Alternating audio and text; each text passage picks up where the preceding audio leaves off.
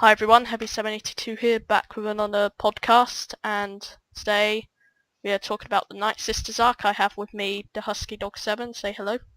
Hello, everyone. So it starts off with Nightsisters, and this was kind of like, well, the whole arc was the arc that really changed everything for Clone Wars, I think. Exactly. I really like the character development here.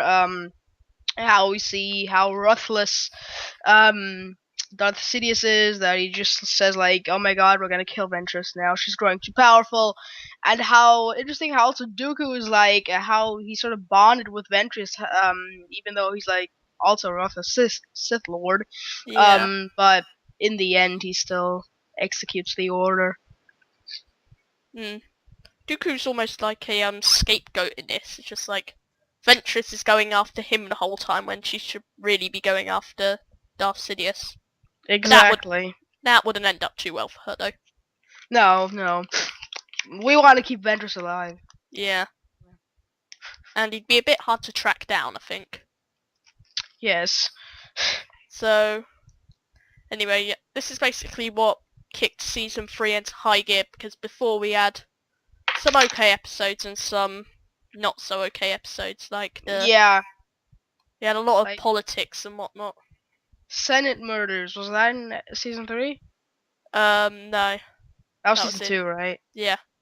But But there was like the Lux Bonteri episode, oh god.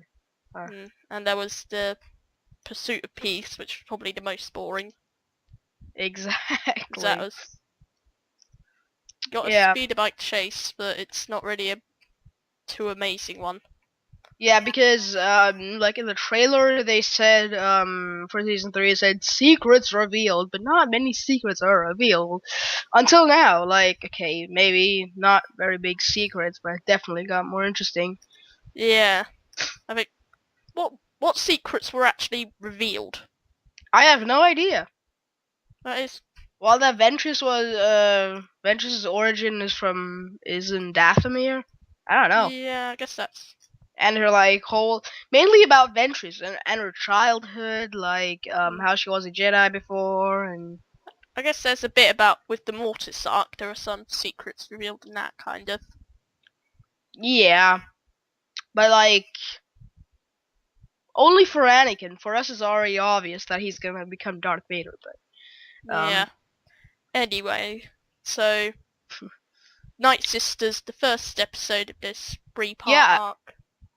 I also really liked sort of the whole ninja style, how they were all shadowy and all that. That attack on Dooku at the end, even though they failed. Yeah, they did get pretty close to killing him. It's just that Yeah, I think I was also rooting for them.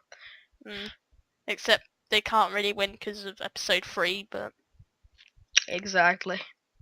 Episode 3 stands in the way once again. damn you, episode 3. Why'd you have to ruin everything? No, episode 3 was okay. So yeah, anyway. And we did get that whole assassin type thing, and they ended up being chucked out a window. Yeah, and Ventress used her ship in a big space battle. That was also quite interesting. Also like the chase at the start with Ventress, Obi-Wan, and Anakin. Yeah, it's a very action-packed start. Yeah. So and all of a sudden, and she even like Ventress had there was a lot of action in this episode. There was even a lightsaber battle between Ventress, Obi-Wan, and Anakin when they all crashed. And Ventress had a bit of a temper tantrum. But she's angry that her master betrayed her, and she's just like, "Hurrah!" Yeah, and she's fighting him and whatnot. Rage mode set to 100%. And then, of course, that rage is nothing compared to Savage Oppress, but we'll get onto it later. The next episode, Monster. Yeah. So, Nightsisters, overall a good episode, I think. Do you agree with that? Yeah, I do. It was a good episode. Yeah, it was. Really good.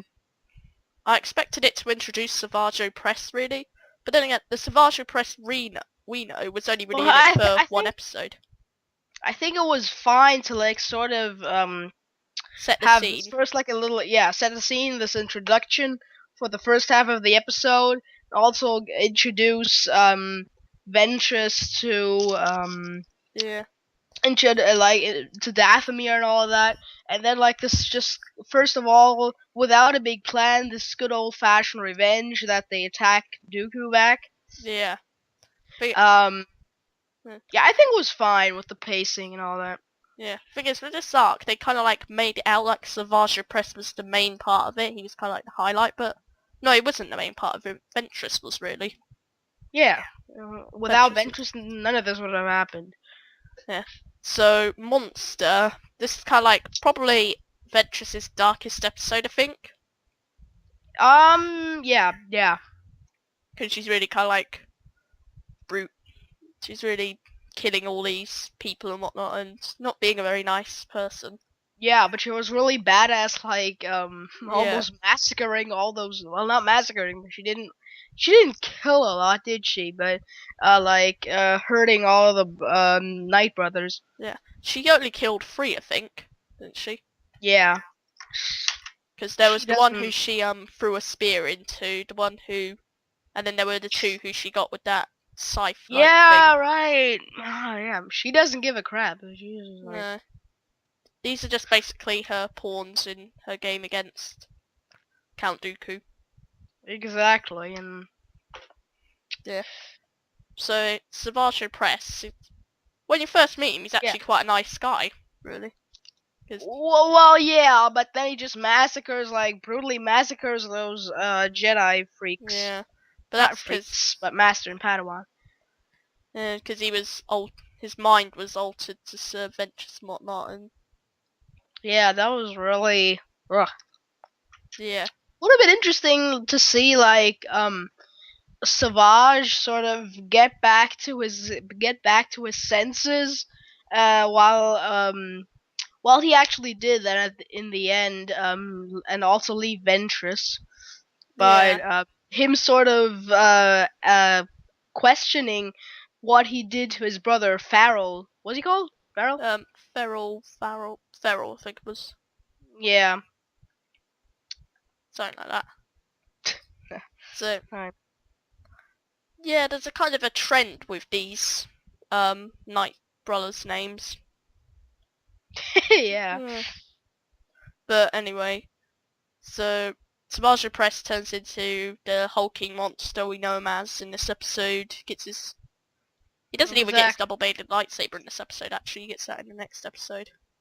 And in the next episode, there's a recurring joke that it even starts in this episode in Monster that just Dooku Force lightnings the hell out of him.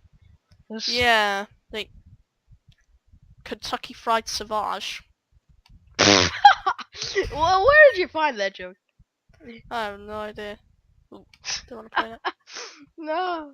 Yeah, he He really does get zapped to death in this episode. He's just poor Savage. Exactly. You just like imagine you're on the first day of training. You don't really know a lot. You're up against You're up against a Sith Lord, and he just says like, "Oh my God, you're so stupid." Yeah. I mean, it really, because they talked about this in some of the special features on the Blu-ray, that it was meant to be kind of like the anti-Jedi training that we saw in episode 5.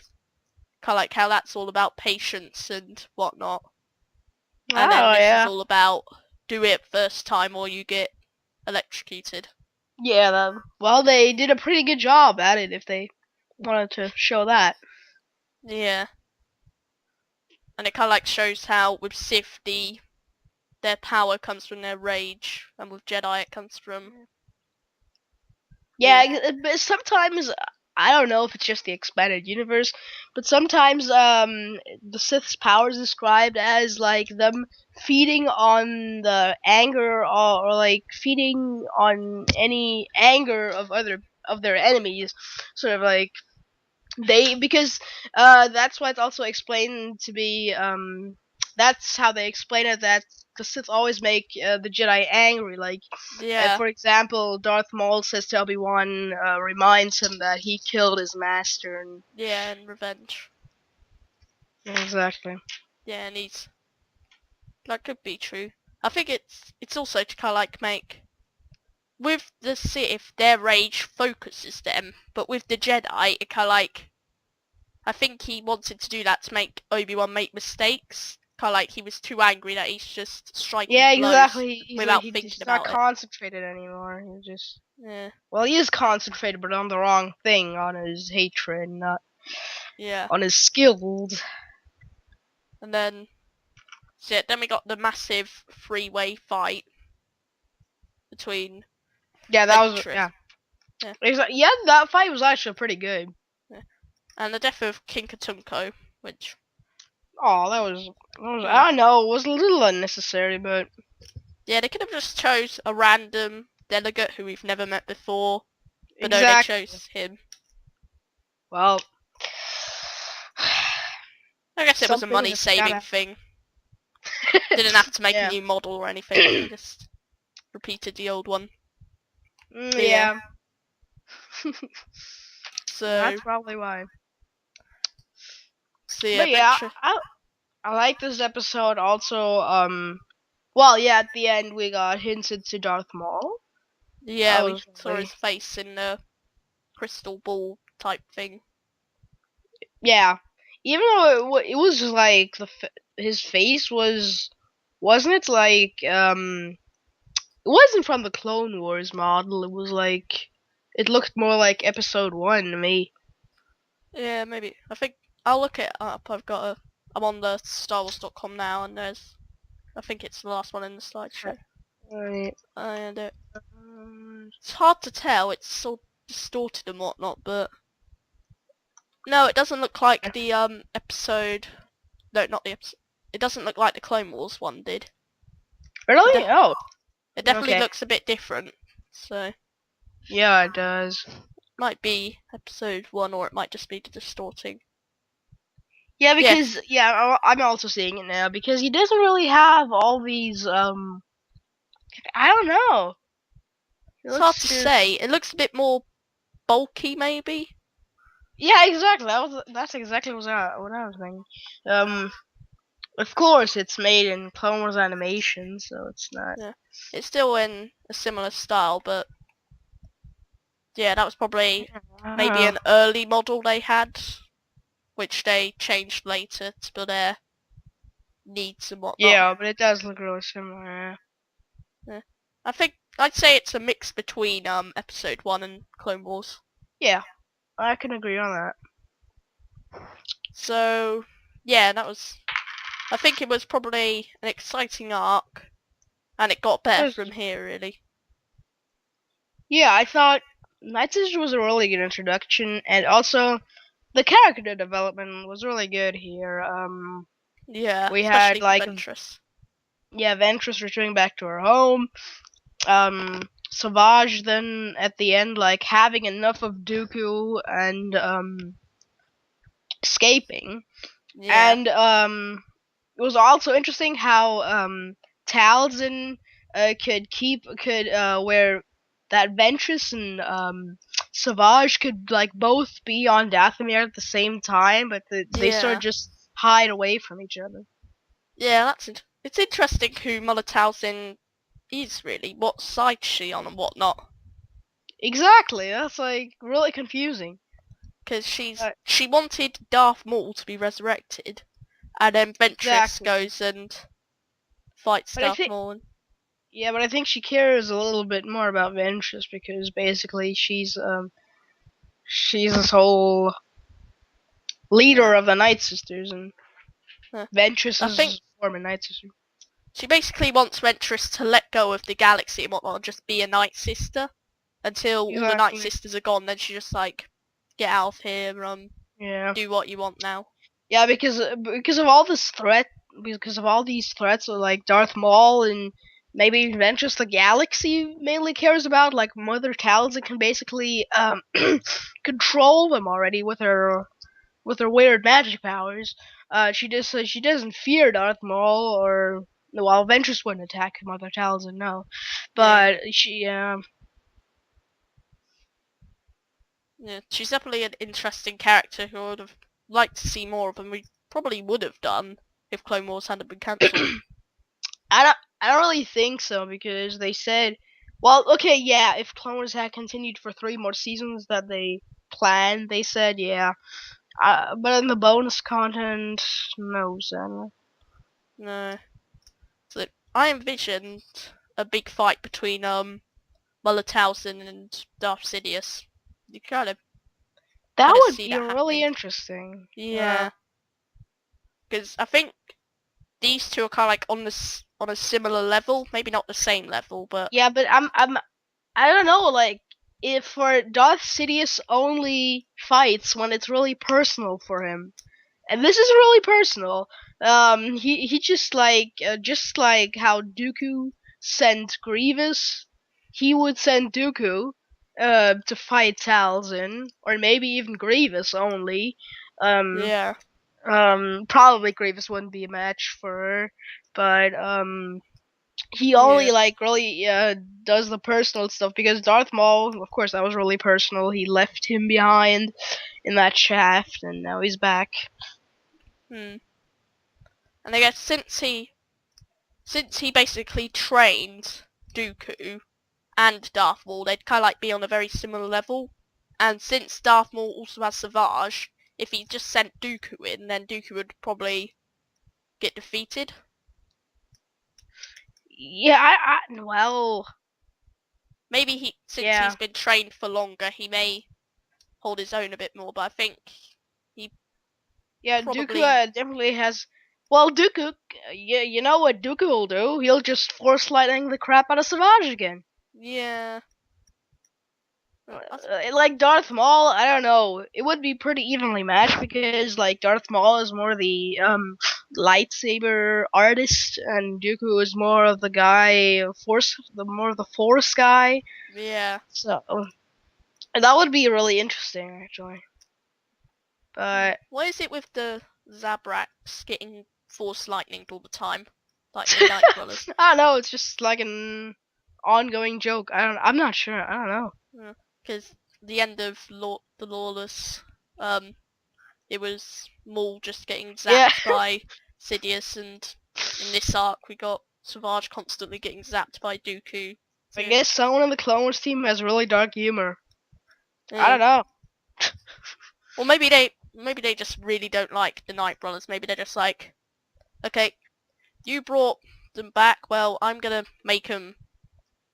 give them pain. Um, Yeah. I'm not happy about this. He should have died in episode 1, so I'm just gonna make him Yeah. have a living hell. But yeah. Yeah. Well, maybe. So, Yeah. so yeah, I guess this was a really good arc. Um, I'd probably Definitely, say 9 out of 10. I'd say 8.5 out of 10. I think this was of season 3 with the whole While I'm not sure if you can count the Trandoshan Ahsoka Padawan thing, but definitely with the starter, with the premiere, the Arc Troopers arc, this was definitely one of the best of season 3. Yeah. I think it's top 3, definitely. Yeah. So, yeah, that was basically our overview of the Nightsisters arc from season 3. Thanks for watching, everyone. Until next time,